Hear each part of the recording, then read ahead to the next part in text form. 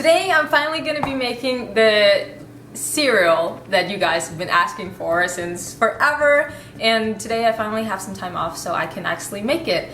And I was gonna do the whole thing as to how I'm gonna make it and then show you guys at the end, but all three of us, my two camera women, we got so excited that we actually ate it before I remembered.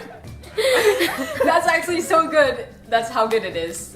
We had chocolate pudding and chocolate fudge and chocolate cake and whatever description for it, so you can imagine how fast it went by, and yeah, we have very little left. So either way, I'm gonna be showing you this recipe for how to make this cereal, and it is super good. I hope you like this video. Let me know if you enjoy it and if you want more recipes, because I will create more for you because I like doing it. This is a simple way to love yourself and just put some good fuel and good vibes and good energy into your body, and you'll be full for long and you'll do really well on it. So I hope you like it. First thing that you're gonna need to make this cereal is about 2/3 of a banana, a ripe one that has speckles, 2 eggs, about half a cup of pecans, and about half a cup of walnuts, and 1 big tablespoon of almond butter. You're gonna need some raw cacao powder, nutmeg, cinnamon, cayenne, and ginger. You wanna invest in a food processor, and they're really cheap. I think this was $10 or $15 at CVS or something. Super cheap. And you wanna add your nuts and all the spices. At this point, it's really just a matter of how much you prefer. And I would say cinnamon. You guys know that I absolutely love cinnamon, so I always go crazy with that. I just can't get enough. Ginger, hate it or love it, but I love it. So a little bit of that. And cayenne, I would say don't go overboard with that. This is not a recipe that you want spicy. I am half Thai, but you know, not too much in this one. I love cacao, and the more chocolatey you want it, the more you just put in. But I use about 2 heaping teaspoons, like that. Now you want to just keep blending this till it's really fine. Some people like it chunky, but I'm going to show you how I make it the way that I like it best. Now when you have a consistency that looks something like this, that's pretty good. Probably the bigger it is, this chopper thing, the bigger it is, the easier it is to get fine.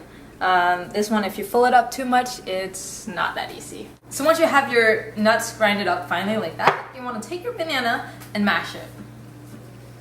And I'm gonna use about 2/3 of this because this one is just a little bit too much. And as I said, put it in the freezer and you can use it for your smoothies and whatever. Frozen bananas just never goes to waste. Once that's done, you want to crack your eggs in there. The yolk is so nice and yellow, and it's just super delicious. Whisk it in there.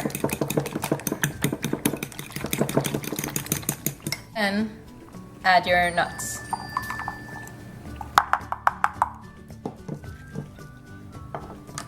Now you want to add a spoonful of almond butter, and once again, it's a matter of preference, but maybe a little more than that.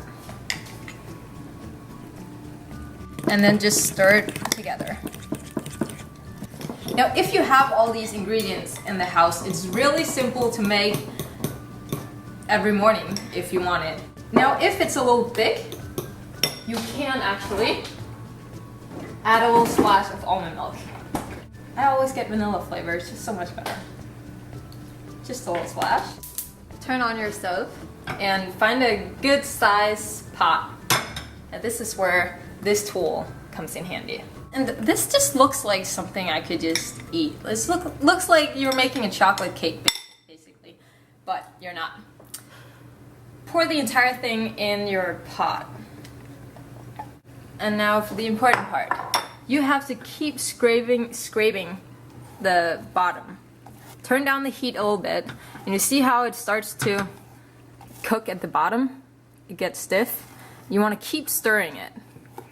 This is really all about texture and how to not burn it, and it will burn so fast if you don't keep doing this. So keep scraping the bottom, keep scraping the sides so that it doesn't burn. And you keep doing this for a couple of minutes.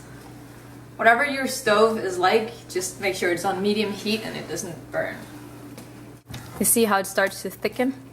You don't want it to be completely overcooked and stiff, but this is what you're going for. You can always play around with it and see what you like, and we all have our preference as to how liquid or thick we want it to be, but I think this is just about right. So turn it off. Nice and thick texture. Put it in your bowl. And there is your cereal. As you can see, this is probably a size that would be good enough for me, and this is what's left. And I usually put it in the fridge, and it's great to have as a snack when I just come home and I need something really fast, or just even as an entire meal, but I can't eat the whole thing. I think you're gonna be surprised as to how filling this is and how much you can actually eat. Now, I actually thought I wouldn't be able to shoot this video today, so I didn't take him out, but a really good idea is to buy frozen raspberries and just let them sit out on the counter, or put them in the fridge depending on when you want to use them, and they'll thaw out and get really nice and juicy, and they're really good to put on top of your ice cream too, just saying.